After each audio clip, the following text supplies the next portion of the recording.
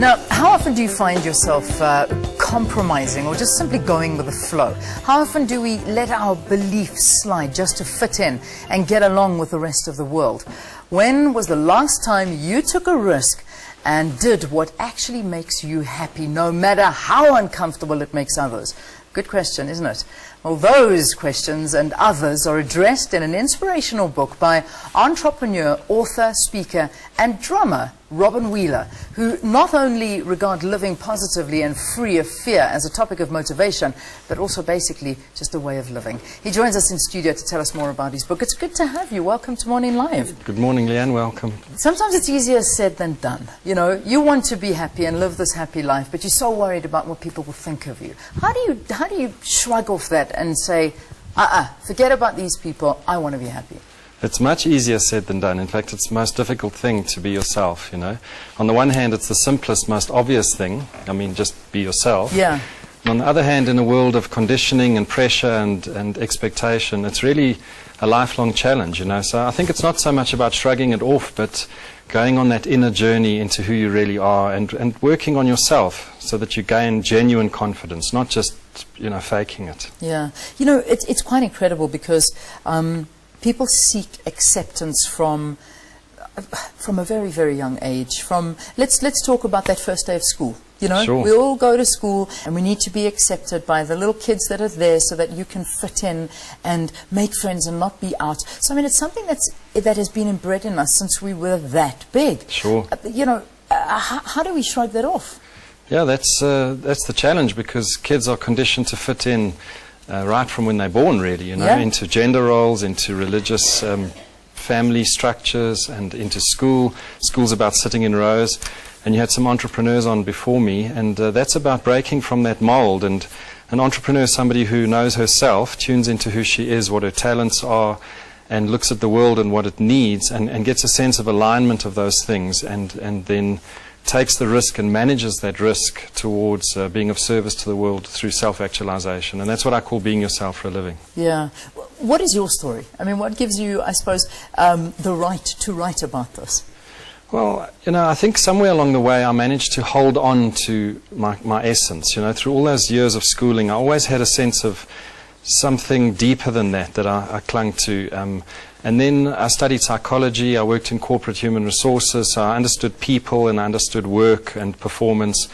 And then I went through kind of an epiphany. Like, often you talk about shrugging it off. It's really about going through a sort of a crisis of some kind where where your world ends the way it was, you know, and then you decide, okay, I'm going to go for it. So that happened to me about 18 years ago, and I just set out, you know. I didn't know much more than having an intuition and a vision, and I've just found my way as I've gone, you know. Yeah. So it's my own experience. I write from my own experience. That's amazing. And it's not the first book that you've done. This is Truer Insights, and you've got your other books here as Yes. well. Insights, Deeper Insights, and Further Insights. Yes. So it's just it's a continuation Yes. of what you believe in.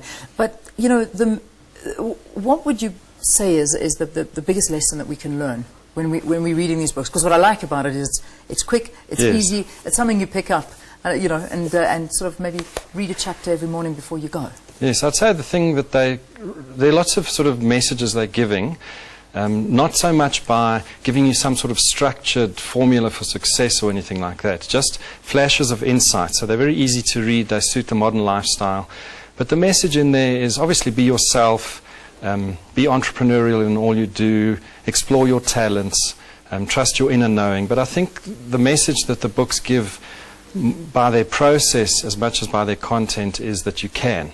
You can do it. It's like saying, look, I've done it. I've done it in my unique way, and you do it in your own unique way. And the books are like demonstration of how you can and that you can. Yeah, it's quite interesting. I mean, just paging through the book, instead of watching TV, go inwards. There's much more to learn there. It's infinitely more entertainment. Put your phone down, stop SMSing, concentrate on what's around you. You know, these are things that we all know, Yes. but we just need to see it and be told. Exactly. I think that's, again, you've picked up on a key point there, Yeah. and we do know the truth. Yeah. It's not like we need to learn it, and I think that's where the self-help industry sort of hooks people into a pattern of addiction to more and more self-help. Yeah. We do know the answers. The difference comes in how to live them, and that's where the courage comes in and the consciousness. You need to be aware. bookstores around the country? Yes, bookstores all around the country. Excellent. Get your copy.